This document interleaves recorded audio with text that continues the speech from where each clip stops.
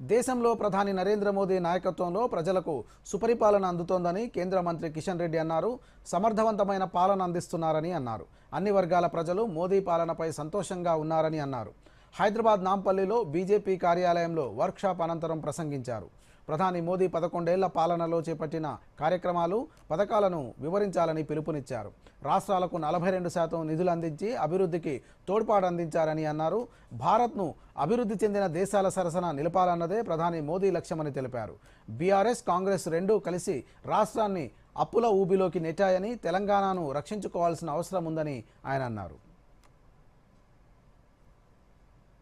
ఏ రోజు కూడా ఏ ప్రధానమంత్రి కూడా మన దేశం అభివృద్ధి ఎప్పుడు చెందాలా 70 సంవత్సరాలు దాటిపోయి ఎవరు కూడా ఆలోచన చేయలేదు.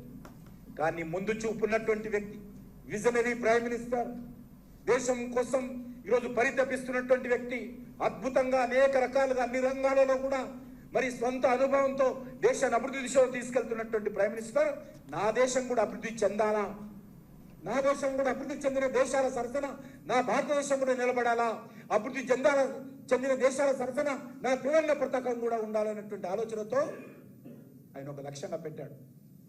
100 సంవత్సరాల పండుగ ఏదైతే స్వాతంత్ర పండుగ మనం జరుపుకుంటామో 2047 ఆగస్టు 15కు నా దేశం కూడా ఆ రోజు వరకు, ఆ సంవత్సరం వరకు కూడా అభివృద్ధి చెందిన దేశాల సరసన భారతదేశం నిలబెట్టాలని ఈరోజు రాజకీయాలకు అతీతంగా ప్రతి ఒక్కరు